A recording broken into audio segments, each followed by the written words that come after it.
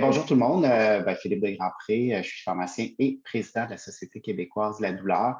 Je viens vous parler de la Société québécoise de la douleur, qui, je pense, en fait, en étant que son président, qui est un organisme important dans l'écosystème de la douleur au Québec. Merci Anaïs. En fait, elle a déjà présenté des petites choses. Peut-être qu'il va y avoir on va se recouper, mais comme on est des collaborateurs vraiment fréquemment, nous, le RQRD, la QDC, évidemment, c'est normal qu'il y ait des choses qui se recoupent dans ce que je vais dire.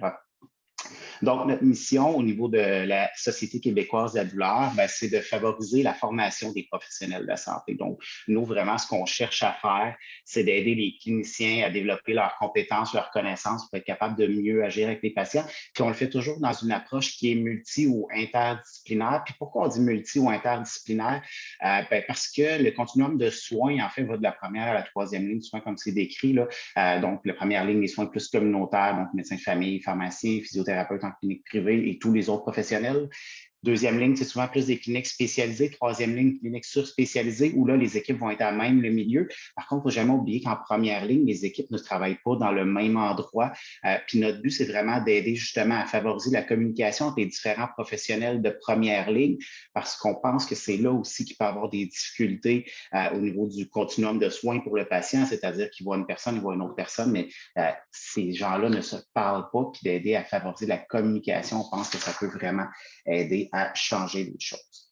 Donc, qui compose la Société québécoise de la douleur? En fait, on représente qui, nous, comme société? En fait, des professionnels de la santé de tous horizons. On représente aussi des chercheurs dans le domaine de la santé parce qu'on a des partenariats avec les chercheurs.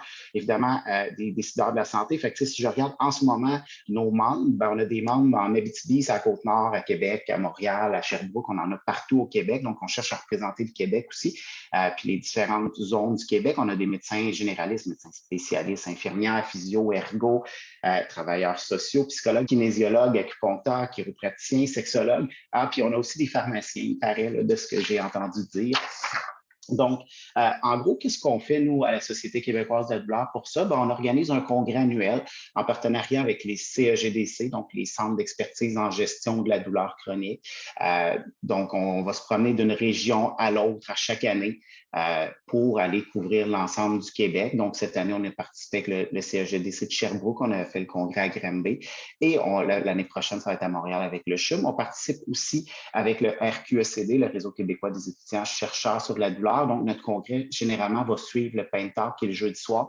Nous, on organise notre congrès le vendredi on essaie d'être au même endroit, évidemment. Comme ça favorise le lien entre les deux organisations. Ça permet aussi à nos membres, au niveau de la SQD, d'être exposés aux travaux des chercheurs québécois. Puis ça permet de faire comme deux événements en un. Puis ça fait du beau réseautage aussi, je trouve. Là. Un des buts du congrès, en fait, c'est d'apprendre à connaître les gens avec qui on peut travailler autour, connaître qui est impliqué en douleur au Québec, parce que quand on connaît les gens, ça facilite vraiment les choses. Tantôt, je regardais la liste des noms qui sont ici, je connais vraiment beaucoup de gens là-dedans. Puis pourquoi? Ça me permet de, si j'ai une question, je peux envoyer un petit courriel, puis je sais que je vais avoir une réponse. Donc, le réseautage, c'est vraiment, vraiment utile. Ce qu'on veut aussi, grâce à ça, c'est créer des réseaux formels et informels. C'est-à-dire que des fois, oui, on veut se dire, on va le travailler, on va le mettre de telle ou telle façon. Puis souvent, c'est organisé avec le ministère. Mais des réseaux informels, de dire, si j'ai une question, c'est médicaments, je peux envoyer un petit courriel à Philippe, puis il va me répondre. Puis si moi, j'ai quelque chose, je peux poser la question à un médecin ou à un physio. Puis ça permet vraiment d'aller plus loin puis de mieux aider nos patients. Puis ça facilite aussi la communication entre le privé et le public. Donc, c'est ça aussi le but de notre congrès. Dans les autres choses qu'on fait, on organise des webinaires. En ce moment, on organise 3 webinaires par année. On aimerait bien augmenter à 5. La SQD, en fait, est financée par ses membres. Donc, c'est sûr que plus on a de membres, en fait, plus on peut offrir de services à nos membres. Donc, on aimerait bien augmenter notre membership. Puis, en fait, dans les dernières années, il a augmenté de façon significative. Mais on a évidemment des buts de développement. Plus on est capable d'augmenter notre membership, plus on peut offrir des services comme ça. Nos webinaires, habituellement, vont couvrir des sujets d'actualité en douleur chronique. Et ça peut être du traitement pharmacologique, du traitement non pharmacologique, ça peut être comment travailler en équipe, parler, par exemple, je me souviens, on avait fait un webinaire sur le site Gérer ma douleur pour que nos cliniciens soient au courant du site, comment ça fonctionne, comment ça peut les aider avec leurs patients. Donc, les webinaires, c'est une belle façon aussi de collaborer avec nos partenaires pour aller plus loin là-dedans. Notre prochain webinaire va être en janvier. Le sujet s'en vient. J'ai une bonne idée du sujet. Il nous restait à confirmer le conférencier, donc je ne peux pas l'annoncer tout de suite. Mais je peux vous dire qu'en 2024, en fait, on a débloquer du budget pour aller chercher des choses plus intéressantes. Et en fait, on pense aller avoir vraiment des très, très beaux sujets dans l'année qui s'en viennent. Fait que suivez-nous. Je pense qu'on va avoir des belles choses à vous montrer bientôt là-dessus.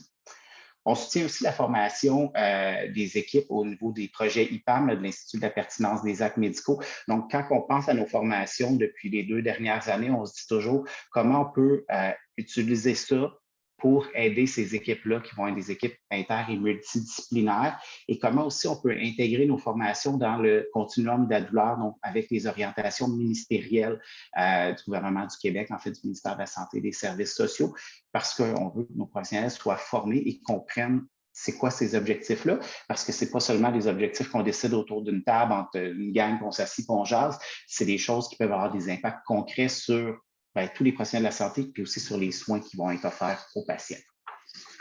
Dans les autres choses qu'on fait, Anaïs l'a déjà très bien mentionné, mais on collabore avec le RQRD pour faire le pont entre les chercheurs et les cliniciens. Donc, on va relayer l'information du RQRD à nos membres. On va collaborer. On a plusieurs membres, en fait, de notre CA, puis membres de notre association qui sont des collaborateurs avec le RQRD. Moi-même, j'ai collaboré avec plusieurs membres du RQRD pour des questions sur des médicaments, des choses comme ça, donc qui sont très, très cliniques, qui sont très terrain, parce que moi, je ne suis pas un chercheur, je suis un pharmacien très terrain qui travaille dans une pharmacie communautaire et dans une clinique. Donc, de faire le lien aussi entre les cliniciens et la recherche, c'est ça qui est intéressant, ça nous permet d'aller plus loin. Puis des fois, ça nous permet comme membres, comme cliniciens, de dire à la recherche, nous, là, on a ces défis-là, ces affaires-là où on le voit. Puis la façon dont tu présentes ça, oui, c'est super intéressant, ou il y a peut-être telle petite affaire à penser. Fait que c'est des super, super belles collaborations. Évidemment, quand on est un clinicien, il faut comprendre ce que les patients y vivent, puis s'adapter pour être capable de bien adapter nos soins. C'est pour ça qu'on collabore beaucoup avec la QDC. On a maintenant 2 patients partenaires au niveau de notre CA qui peuvent venir justement représenter la voix des patients puis indiquer aux cliniciens de dire, avez-vous pensé à telle affaire ou quand vous faites telle affaire de telle façon, nous, les patients, c'est peut-être pas quelque chose qu'on apprécie. Puis moi, je le vois, j'anime des groupes d'entraide aussi avec des patients, puis j'ai beaucoup collaboré avec des groupes d'entraide à la QDC. Puis d'entendre ce que les patients nous disent, puis c'est quoi leurs besoins, puis c'est quoi leurs attentes, ça nous permet vraiment de devenir de meilleurs cliniciens parce on comprend plus les besoins de nos patients. Fait qu'on a vraiment besoin d'écouter parce que souvent, les soins médicaux sont organisés pour les professionnels de la santé et non organisés pour les patients. C'est tellement important que ces soins-là, surtout en bloc chronique, dans des conditions persistantes qui sont difficiles à vivre, que le système médical ne devienne pas une embûche supplémentaire pour le patient.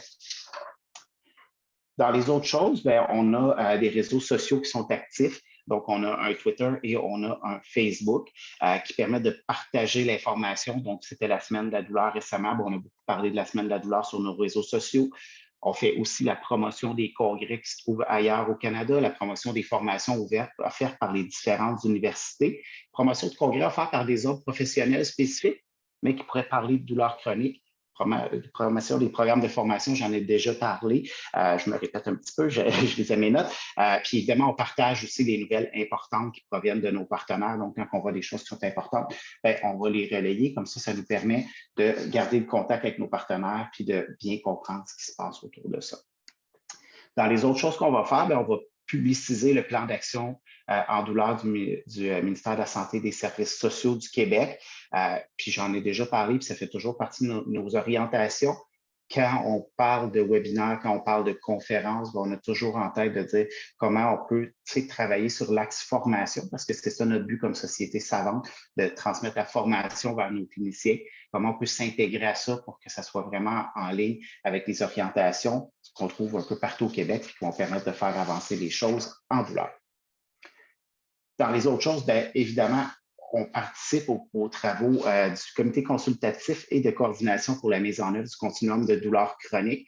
Donc, on a un représentant de la SQD qui est officiellement sur ce comité-là. La réalité, en fait, c'est qu'on a probablement 6 ou 7 représentants de la SQD sur ce comité-là parce que les gens qui composent notre CA, beaucoup de gens, en fait, qui représentent aussi leurs ordres professionnels. Donc, moi, je représente l'ordre des pharmaciens sur le comité ministériel. Puis, on a un de nos membres sur le CA, Alan Silverman, qui représente la FMOQ. Donc, on a plusieurs membres de notre CA qui sont présents. Ça permet de transmettre, en fait, ce que les cliniciens nous disent, ce qui est important pour eux, pour avoir vraiment une approche qui est très terrain de la première à la troisième ligne, que ce que les cliniciens ont besoin, ça soit attendu au niveau du ministère. Dans les autres choses qu'on fait, on collabore avec Pain Canada pour promouvoir les programmes de douleur, pour promouvoir les orientations aussi, en fait, Douleur Canada. On collabore aussi avec Pain BC pour promouvoir le programme qui s'appelle Donner un sens à la douleur, qui est un programme d'autogestion, en fait, de formation pour les patients. Donc, c'est un programme qu'on a commencé à publiciser, en fait, que moi, j'ai appliqué à ma pratique, qui est vraiment super intéressant pour les patients. Donc, quand on a des programmes comme ça qui viennent d'ailleurs au Canada, bien, on peut aussi les mettre de l'avant.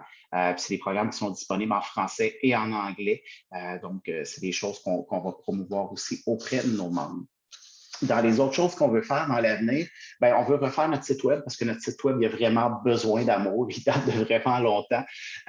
Puis, il a besoin d'être redesigné pour offrir nos webinaires de façon asynchrone, mais aussi d'aller mettre des outils pour nos membres. Puis, dans les outils pour nos membres, on pensait développer un calendrier avec toutes les formations disponibles en douleur au Canada et internationalement, si on parle de congrès qui sont réellement importants, là, puis qui ont une importance clinique, comme par exemple le congrès de l'ISP, bien évidemment, je pense que ça vaut la peine d'en parler. Gros congrès de douleur aux États-Unis, gros congrès de douleur en Europe, en Australie, c'est souvent des choses qui peuvent être intéressantes pour nos membres. On collabore aussi avec le site web Gérer ma douleur pour aider à bonifier le contenu, étant donné qu'on est un organisme de formation, bien, on crée du contenu aussi qui peut être partagé avec cette plateforme-là. Dans les autres choses qui me reste à dire, c'est si vous n'êtes pas membre de la SQD et vous pensez que notre mission est intéressante, je vous invite à devenir membre. Ça permet d'avoir accès gratuitement à nos webinaires. Il y a un rabais sur le congrès annuel. Ça permet de faire entendre votre voix au niveau du ministère de la Santé et des Services sociaux du Québec. Ça vous permet de faire partie d'une communauté de pratique. Puis ça fait si jamais il y a des gens qui sont membres et qui veulent faire partie du CA, on a encore aussi 2 places disponibles comme membre du CA si jamais vous voulez contribuer à la formation des professionnels de la santé au Québec. Puis si vous voulez devenir membre, c'est simplement sqd.ca. Et je vous laisse simplement avec nos réseaux sociaux, SQ Douleur sur Twitter et SQ Douleur sur Facebook. Merci.